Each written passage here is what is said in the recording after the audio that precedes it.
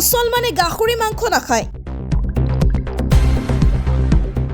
ইয়াৰ সত্যতা জানি লওক। ইছলামৰ ধৰ্মত মাংস খোৱাটো জায়েজ বুলি গণ্য কৰা হয়, কিন্তু তেওঁলোকে কি খাব পাৰে আৰু কি খাব নোৱাৰে সেই সম্পৰ্কে কিছুমান চৰ্ত আছে। মুছলমানসকলৰ খোৱা বোৱা, উঠা বহা, শুই থকা আৰু খোজ কঢ়াৰ ধাৰণ দিনী ইছলামীয়ে বুজাই দিছে। ইছলাম ধৰ্মত জীৱন কটাব পৰাটো নিজৰ চূড়ান্ত কৰ্তব্য বুলি গণ্য কৰে আৰু ইয়াত তেওঁলোকে নিজৰ বাবে কল্যাণ বিচাৰে। আল্লাহে মুছলমানক উৎকৃষ্ট বিজ্ঞান দিছে। যিবোৰ কথা আছে বিজ্ঞানে আমাক শিকাইছে। মুছলমানসকলে বহুদিনৰ পৰাই জানে, কাৰণ আজিৰ বৈজ্ঞানিক যুগত আমি ক'ব পাৰোঁ যে কোনটো বস্তু আমাৰ বাবে ভাল, কোনটো বস্তু আমাৰ বাবে ক্ষতিকাৰক। ইছলামত গাহৰি মাংস খোৱাটো কিয় হাৰাম বুলি গণ্য কৰা হয় তাৰে কিছু বৈজ্ঞানিক তথ্যও কম। কুৰাণৰ আয়াতবোৰে এই কথা কৈছে।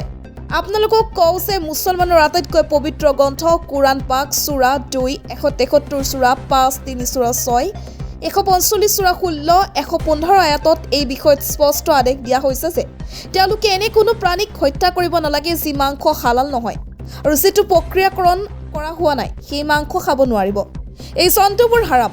আপোনালোকক কওঁ যে পবিত্ৰ কুৰাণত উল্লেখ আছে যে মৰা জন্তুৰ মাংস খোৱাটো হাৰাম বুলি গণ্য কৰা হয়।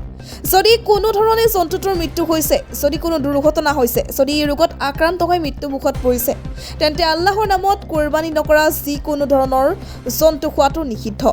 ইয়াৰ বৈজ্ঞানিক কাৰণ কি? আহক আমি আপোনালোকক জনাওঁ যে গাহৰিৰ মাংস খালে আপোনাৰ শৰীৰৰ 72 প্ৰকাৰৰ ৰোগ হ'ব পাৰে।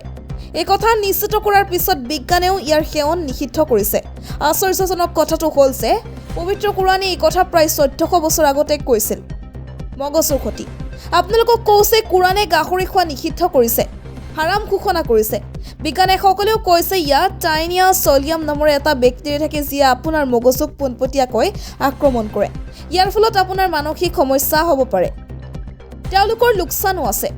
যদি এই বেক্টেৰিয়া আপোনাৰ চকুত পৰে তেন্তে আপোনাৰ দৃষ্টিশক্তি হেৰুৱাৰ আশংকা থাকে। যদি ই আপোনাৰ পেটত যায় তেন্তে ই আপোনাৰ পেটৰ বাবেও বিপদজনক। আটাইতকৈ ঘৃণনীয় প্ৰাণী।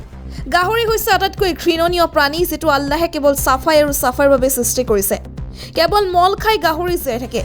আজি শৌচাগাৰ নথকা গ্ৰাম্যাঞ্চলত মানুহে বাহিৰত শৌচ কৰি গাহৰিয়ে চাফা কৰে। নিৰ্লজ্জতাৰ এটা কাৰণ।